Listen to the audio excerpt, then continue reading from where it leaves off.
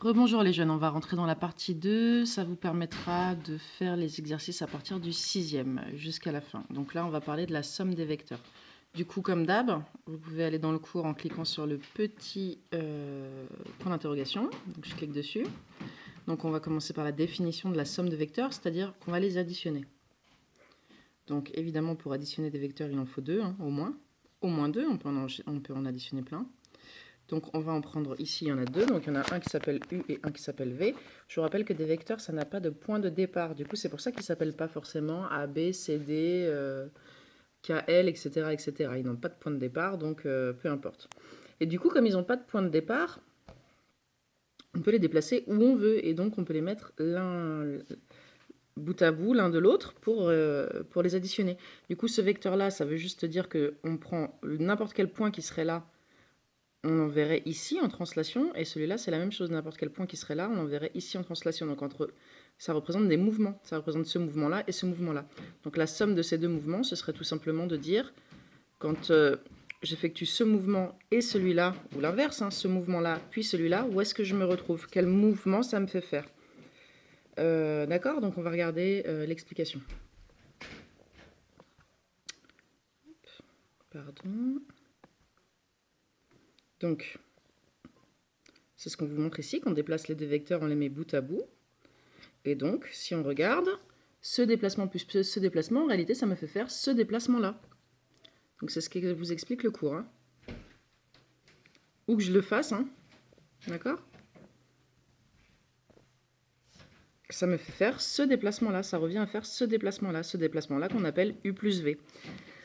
On peut le faire dans l'autre sens aussi. L'addition, ça marche dans les deux sens. 3 plus 2, c'est pareil que 2 plus 3.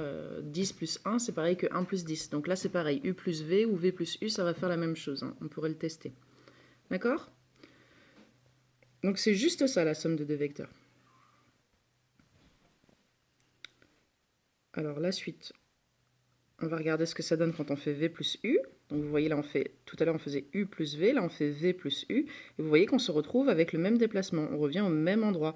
Donc ça nous donne bien la même chose, donc ça marche bien dans les deux sens. Voilà, c'est juste ça la somme de deux vecteurs. Donc ce qu'il faut savoir là-dessus, ce que vous avez besoin de savoir, ce qu'il faudra retenir, c'est que c'est très facile à calculer. Donc, je vous montre ça tout de suite. Donc là c'est le cours qui déroule.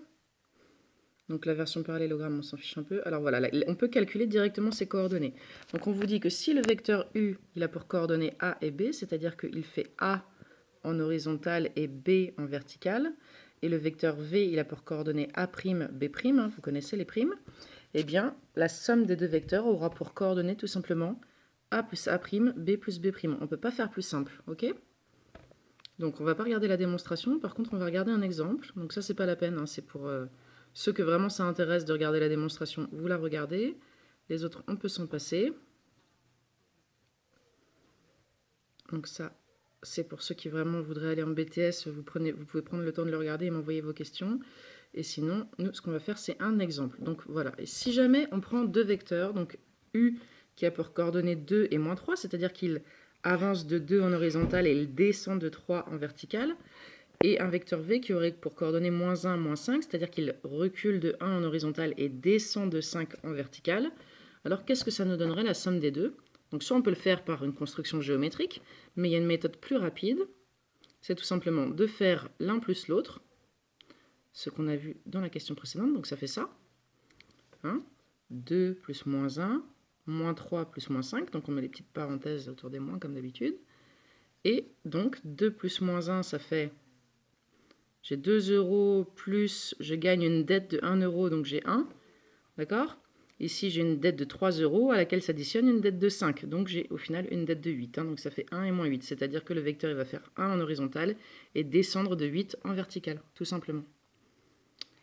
Voilà pour l'exemple. Donc là, vous pouvez faire les exercices là-dessus. Et on va regarder la relation de Chasles. La relation de Chasles, c'est... des additions de vecteurs, mais c'est plutôt pour l'utiliser en géométrie directement, pour des propriétés géométriques. Donc on regarde. Donc c'est pas très compliqué, il faut juste bien comprendre. Ça fonctionne vraiment avec les lettres, avec le nom des points. Donc, si on fait AB, la somme du vecteur AB plus la somme du vecteur BC, ça devrait faire le vecteur AC. Vous êtes d'accord avec ça? On regarde.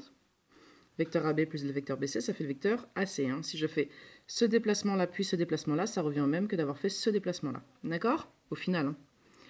Hein. Donc, la relation de Schall, c'est juste qu'on a remarqué que la lettre, si vous voulez, qui était au milieu là, finalement, elle indique que les deux vecteurs peuvent, que les deux vecteurs peuvent être mis bout à bout, être collés, si vous voulez, au niveau de la géométrie, et que du coup, en réalité, on va tout de suite obtenir le vecteur AC. D'accord? AB plus BC est égal à AC, en fait. Ça s'appelle la relation de Schall. Donc, vous voyez, c'est pas très compliqué. Il faut juste arriver tout le temps à la repérer, en fait, en géométrie. Hein. Donc, LM plus MP, comme l'extrémité du premier vecteur est aussi l'origine du second, hein, comme ici, l'extrémité du premier vecteur B était aussi l'origine du second, puisque c'était B aussi, on peut utiliser la relation de Schall, et évidemment, là, du coup, si je pars de L pour aller M, puis de M je vais à P, c'est la même chose en termes de déplacement que si j'étais allé de L à P. Donc ça donne le vecteur LP, tout simplement. D'accord ?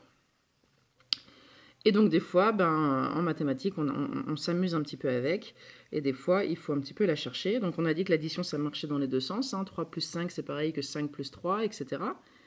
Donc là, je peux tout simplement les écrire dans l'autre sens, puisque ça revient au même. Hein. C'est la même chose que donc 1 plus 10 ou 10 plus 1. Et là, je m'aperçois qu'on a l'extrémité du premier vecteur qui est égale au point de départ du deuxième. Donc du coup, forcément, c'est égal à MR directement. Voilà, c'est juste ça la relation de Schall. On ne va pas aller plus loin. Donc ça, c'est vraiment juste pour résoudre des problèmes de géométrie. Hein, ok ça ne veut pas dire que les vecteurs ont vraiment un point de départ. Ça, c'est seulement quand on utilise en géométrie. Néanmoins, le vecteur AB, comme on l'a vu, on pourrait aussi le mettre là. Hein, d'accord? Il n'a pas réellement de point de départ. Mais par contre, c'est sûr que la somme des deux est égale à AC, puisque on a cette relation entre l'extrémité d'un premier vecteur et le point de départ du deuxième. Voilà, je reste à disposition pour vos questions. Bon courage pour faire les exercices. Au revoir.